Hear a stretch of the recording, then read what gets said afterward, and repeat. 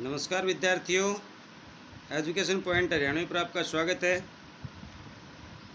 आज हम करने जा रहे हैं +2 क्लास का पहलवान की ढोलक कहानी के अभ्यास के प्रश्नों को। तो इससे पहले वाले वीडियो में मैंने आपको लेसन पढ़ा दिया था, आशा आपको समझ में आ गया होगा। विद्यार्थियों, यदि आप मेरे चैनल पर नए हो तो चैनल को सब्सक्राइब करना बिल्कुल ना भूलें और साथ में लगा घंटे वाला बटन ज़रूर दबा लें ताकि आने वाला मेरा हर वीडियो आप तक सबसे पहले पहुंचे। और इस लॉकडाउन के दौर में आप अपना जो शिक्षा का जो कार्य है वो सुचारू रूप से चला सकें। यदि आप मेरे साथ इसी तरह से बने रहेंगे तो निश्चित रूप से मैं आपका सिलेबस है वो समय रहते कंप्लीट करवा दूंगा, कोई आपकी शिक्षा में व्यवधान नहीं होगा। तो आइए देखते हैं इसके अभ्यास के प्रश्नों को।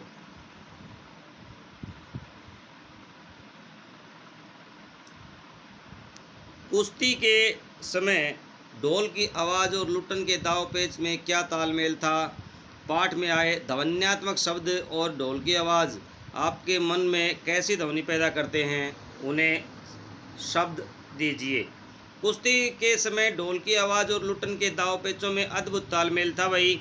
ढोल बजते ही लुट्टन की रगों में खून दौड़ने लगता था। उसे हर थाप में नए दाव पेच सुनाई पड़ते थे। ढोल की आवाज़ उसे साहस प्रदान करती थी। ढोल की आवाज़ और लुट्टन के दाव पेच में निम्नलिखित तालमेल था। धक धीना तिरकट तीना, दाव काटो बाहर आओ जाओ। चटाक चट धा, उठा पटक दे, धीना धीना धिक धीना, चित करो।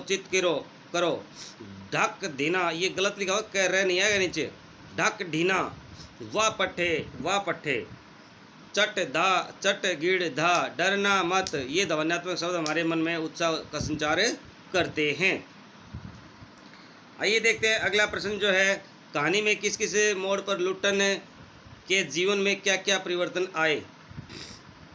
भाई, लुट्टन का जीवन उतार चढ़ावों से भरपूर रहा है। जीवन के हर दुख और सुख से उसे दो चार होना पड़ा है। सबसे पहले उसने चांद सिंह पहलवान को हरा करके राजकीय, ये है ना हर कार्य, ये गलत लिखा हुआ भाई, हरा कराएगा। ये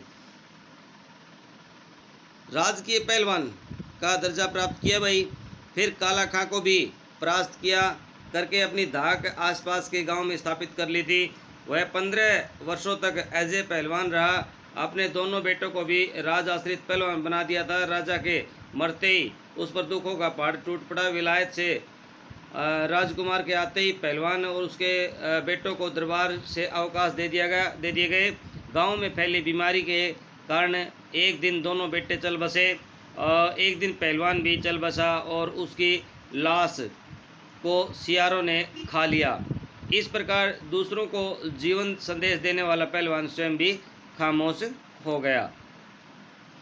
लुट्टन पहलवान ने ऐसा क्यों कहा होगा कि मेरा कोई गुरु नहीं, पहलवान नहीं, यही ढोल है। भाई, पहलवान ने ढोल को अपना गुरु माना और एकलव्य की भांति हमेशा उसी की आज्ञा का अनुकरण करता रहा। ढोल को ही उसे अपने बेटों का गुरु बना करके शिक्षा दी कि सदा इसको मान देना। ढोल लेकर के ही वह राज दरबार में से रुखसत हुआ था। रुखसत होना, विदा होना। ढोल बजा करके ही उसने अपने अखाड़े में बच्चों व लड़कों को शिक्षा दी। कुश्ती के गुर सिखाए। ढोल से ही उसने गांव वालों को भीषण दुख में भी संजीवनी शक्ति प्रदान की थी। ढोल के सारे ही बेटों की मृत्यु का दुख 5 दिन तक दिलेरी से सहन किया। अंत में वह भी मर गया। यह देख करके लगता है कि उसका ढोल उसके जीवन का सबल जीवन साथी ही था। अगला प्रश्न है, गांव में महामारी फैलने और अपने बेटों के देहांत के बावजूद लुट्टन पहलवान ढोल क्यों बजाता रहा? भाई, ढोलक की आवाज़ सुनकर गांव वालों में जीने की इच्छा जाग उठती थी। पहलवान नहीं चाहता था कि उसके गांव में कोई आदमी अपने संबंधी की मौत पर मायूस हो जाए, इसीलिए वह ढोल बजाता रहा। वास्तव में ढोल बजा करके पहलवान ने अन्य ग्रामीणों को जीने की कला सिखाई और साथ ही अपने बेटों की अकाल मृत्यु के दुख को भी वह कम करना चाहता था। अगला प्रश्न है, ढोलक की आवाज़ का पूरे गांव पर क्या असर होता था? भाई महामारी और त्रासदी से जूझते हुए ग्रामीणों को ढोलक की आवाज़ संजीवनी शक्ति की तरह मौत से लड़ने की प्रेरणा देती थी। यह आवाज़ बूढ़े बच्चों व जवानों की शक्तिहीन आँखों को के आगे दंगल का दृश्य उपस्थित कर देती थी। उसकी संपतन शक्ति से सुनने स्नायुओं में भी बिजली दौड़ जाती थी। ठीक है कि ढोलक की आवाज़ में बुखार को दूर करने की ताकत नहीं थी, पर उसे सुन करके मरते हुए प्राणियों को अपनी आंखें मूंदते समय कोई तकलीफ नहीं होती थी। उस समय वे मृत्यु से नहीं डरते थे। इस प्रकार ढोलक की आवाज़ गांव वालों को मृत्यु से लड़ने की प्रेरणा देती थी। अगला प्रश्न है, महामारी फैलने के बाद गांव में सूर्योदय और सूर्यास्त के दृश्य में क्या अंतर होता था? तो भाई महामारी ने सारे गांव को बुरी तरह से प्रभावित किया था। लोग सूर्योदय होते ही अपने मृत, सूर्योदय में भाई ये सह का जो है ना छोटा हो की मतलब ये बड़ी आएगी, अपने मृत संबंधियों की लाशों को उठा करके गांव के शमशान की ओर जाते थे ताकि उनका अंतिम संस्कार किया जा सके। सूर्यास्त होते ही सारे गांव के में मातम छा जाता था। किसी न किसी बच्चे, बूढ़े अथवा जवान के मरने की खबर आग की तरह फैल जाती। सारा गांव शमशान घाट बन चुका था। अगला प्रश्न है, कुश्ती या दंगल पहले लोगों तथा राजाओं का प्रिय शौक हुआ करता था। पहलवानों को राजा एवं लोगों द्वारा विशेष सम्मान प्राप्त दिया जाता था। ऐसी स्थिति अब क्यों नहीं है और इसकी जगह किन खेलों ने ले ली है? कुश्ती को फिर से प्रिय खेल बनाने के लिए क्या किया जाना चाहिए? 3 क्वेश्चन है। तो भाई पहला, कुश्ती या दंगल पहले राजाओं के प्रिय शौक हुआ करते थे। राजा पहलवानों को सम्मान देते थे, परंतु आज स्थिति बदल गई है। अब पहले जैसे की तरह राजा नहीं रहे। दूसरे मनोरंजन के अनेक प्रसाधन या संसाधन प्रचलित हो गए हैं। कुश्ती की जगह अब अनेक आधुनिक खेल प्रचलन में हैं, जैसे क्रिकेट, हॉकी, बैडमिंटन, टेनिस, शतरंज, फुटबॉल आदि। कुश्ती को फिर से लोकप्रिय बनाने के लिए ग्रामीण स्तर पर कुश्ती की प्रतियोगिताएं आयोजित की जा सकती हैं। साथ ही साथ पहलवानों को उचित प्रशिक्षण या कुश्ती को बढ़ावा देने हेतु मीडिया का सहयोग भी लिया जा सकता है। अगला प्रश्न है भाई, आंश से नहीं भाई आज से है भाई, आज से स्पष्ट करेंगे। आकाश से टूट करके यदि कोई भावुक तारा पृथ्वी पर जाना चाहता था तो उसकी ज्योति और शक्ति रास्ते में ही शेष रह जाती थी। अन्य तारे उसकी भावुकता और सफलता पर खिलखिलाकर हंस पड़ते थे। तो लेखक ने इस कहानी में कई जगह प्रकृति का मानवीकरण किया है। यह गद्यांश भी प्रकृति का मानवीकरण है। यहाँ लेखक के कहने का आशय है कि जब सारा गांव मातम और सिसकियों में डूबा हुआ होता था तो आकाश के तारे भी गांव की दुर्दशा पर आंसू बहाते हुए प्रतीत होते थे, क्योंकि आकाश में चारों ओर निशब्दता छाई हुई थी। यदि कोई तारा अपने मंडल से टूटकर पृथ्वी की ओर फैले हुए दुख बांटने भी आता था तो वह रास्ते में विलीन या नष्ट हो जाता था, अर्थात वह पृथ्वी तक नहीं पहुंच पाता था। अन्य सभी तारे उसकी इस भावना को नहीं समझ सकते थे। वे तो केवल उसका मजाक उड़ाते थे, उस पर हंसते थे। अगला प्रश्न है, पाठ में नेक्स्ट स्थलों पर प्रकृति का मानवीकरण किया गया है। पाठ में ऐसे अंश चुनिए और उनका आशय स्पष्ट कीजिए। देखिए भाई, मानवीकरण अंश ये है ना, अंधेरी गलत लिखा हुआ भाई। अंधेरी रात चुपचाप आंसू बहा रही थी। आज से रात का मानवीकरण किया गया है। ठंड में ओस रात के आंसू जैसे प्रतीत होते थे। ऐसे लगते थे मानो गांव वालों की पीड़ा पर रात आंसू बहा रही हो। तारे उनकी भावुकता पर तथा असफलता पर खिलखिला करके हंस पड़ते थे। आज से इसका ये भी तारों को हंसते हुए दिखा करके उसका मानवीकरण किया गया है, यानी मजाक उड़ाते हुए प्रतीत होते थे। ढोलक लुढ़ की पड़ी थी। आज से यहाँ पहलवान की मृत्यु का वर्णन है। पहलवान व ढोलक का गहरा संबंध है। ढोलक का बजना पहलवान के जीवन का पर्याय है। ये थे अभ्यास के प्रश्न। अब देखते हैं इसके अन्य प्रश्न। क्या यह कहानी रेणु की आंचलिक कहानीकार बनाती है? रेणु को आंचलिक कहानीकार बनाती है भाई। यह कहानी निर्विवाद रूप से रेणु को आंचलिक कहानीकार बना देती है, क्योंकि ग्रामीण अंचल का इतना यथार्थ और मार्मिक चित्रण पहले शायद नहीं हुआ। ग्रामीण लोक कलाएँ किस तरह विलुप्त होती जा रही है, इसका चित्रण उन्होंने किया है। यह ये कहानी पुरानी सत्तात्मक व्यवस्था के टूटने के साथ साथ लोक कलाओं में आ रही रुकावट का चित्रण करती है। बदलते परिवेश, ग्रामीण परिवेश का यथार्थ आंकलन करती यह कहानी रेणु को आंचलिक कहानीकारों की श्रेणी में लाकर खड़ा कर देती है।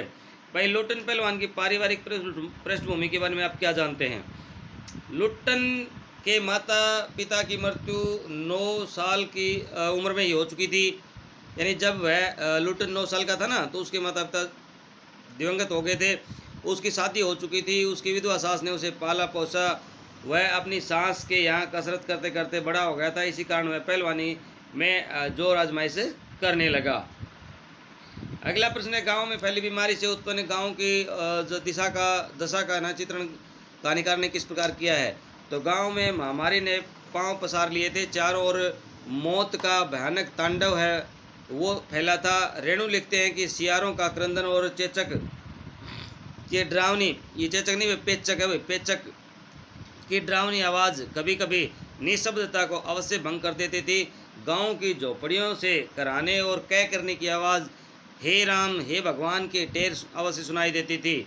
बच्चे कभी कभी निर्बल कंठों से माँ माँ पुकार करके रो पड़ते थे। अगला प्रश्न है, गांव में फैली बीमारी से उत्पन्न गांव की दिशा का, ये प्रश्न आ चुका भाई।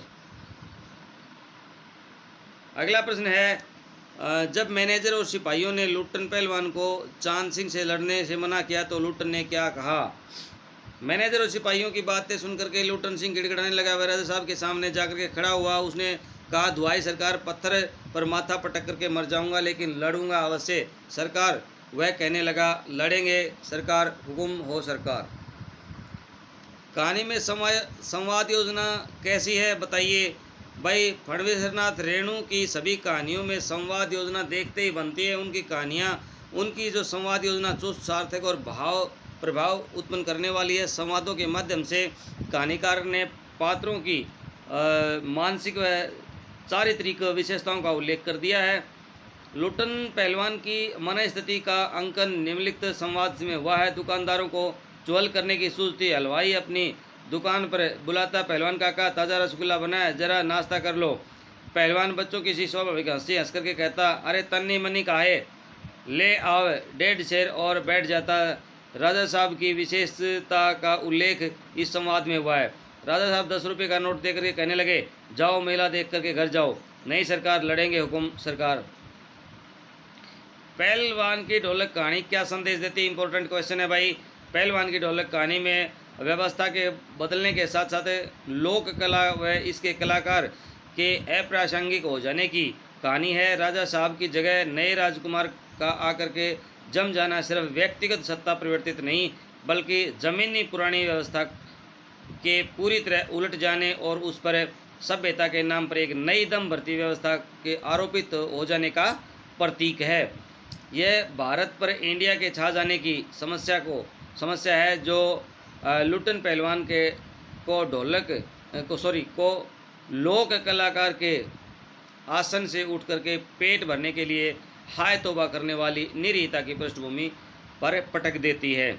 राजा साहब ने लुट्टन को क्यों सहारा दिया? अंत में उसकी दुर्गति का कारण क्या था? तो भाई लुट्टन ने बचपन से ही कुश्ती सीखी। उसने चांद पहलवान को हरा दिया। श्यामनगर के मेले में दंगल में उसने यह चमत्कार दिखाया था। राजा साहब ने उसे आश्रय दिया। उसके बाद उसने सभी नामी पहलवानों को हरा दिया। अब वह दर्शनीय जीव बन गया था। 15 साल तक वह दरबार में रहा। उसने दोनों बेटों को भी पहलवानी में उतारा। राजा साहब के मरने के बाद नए राजा को घुड़सवारी में रुचि थी। उसने पहलवानों व दोनों बेटों को राज दरबार से निकाल दिया। अब गांव में आकर बसने लगा। यहाँ उसे भोजन भी मुश्किल से मिलता था। महामारी ने उसके बेटों को लिया और उसके 4-5 दिन के बाद वह भी मर गया। लास्ट प्रश्न है भाई, लुट्टन से पहलवान लुट्टन सिंह बन जाने के बाद दिनचर्या पर प्रकाश डालिए भाई। लुट्टन की कीर्ति राज पहलवान बन जाने के बाद दूर दूर तक फैल गई थी। राजा ने उसे दरबार में रखा। पौष्टिक भोजन व राजा की स्नेह दृष्टि से उसे सभी प्रकार नामी पहलवानों को हरा दिया था। वह दर्शनीय जीव बन गया था। मेलों में वह घुटनों तक लंबा चौका पहन करके अस्त व्यस्त पगड़ी बांध करके मत वाले हाथी की तरह चलता। हलवाई उसे मिठाइयाँ खिलाते थे। अगला है पहलवान की ढोलक। कहानी के आधार पर बताइए कि महामारी फैलने पर चिकित्सा और देखरेख के अभाव में ग्रामीणों की दशा कैसी थी। पहलवान की ढोलक ने उनकी किस प्रकार सहायता करती थी। महामारी फैलने पर गांव में चिकित्सा की और देखरेख के अभाव के कारण ग्रामीणों की दशा दयनीय हो गई थी। लोग दिन भर खांसते कराते रहते थे, रोज़ 2-4 व्यक्ति मरते थे। दवाओं के अभाव में उनकी मृत्यु निश्चित थी, शरीर में शक्ति नहीं रह गई थी। पहलवान की ढोलक मृतप्राय शरीरों में आशा व जीवंतता भरती थी, वह संजीवनी शक्ति का कार्य भी करती थी। पहलवान की ढोलक कहानी में किस प्रकार पुरानी व्यवस्था और नई व्यवस्था के टकराव उत्पन्न समस्या को व्यक्त किया गया है। भाई पहलवान की ढोलक कहानी में पुरानी और नई व्यवस्था के टकराव से उत्पन्न समस्या को व्यक्त किया गया है। पुरानी व्यवस्था में राज दरबार लोक कलाकारों को संरक्षण प्रदान किया करते थे, उनके सारे जीवित रहते थे, परंतु नई व्यवस्था में विलायती दृष्टिकोण को अपनाया गया है, लोक कलाकार हाशिए पर चले गए।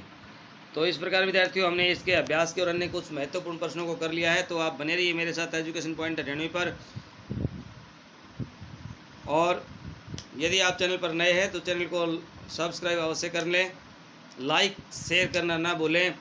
आप बने रहिए, अगले वीडियो तक कीजिए इंतज़ार। बहुत शीघ्र मैं आपके पास लेकर के आऊँगा इसे नेक्स्ट अध्याय का वीडियो। तब तक जय हिंद, जय भारत विद्यार्थी।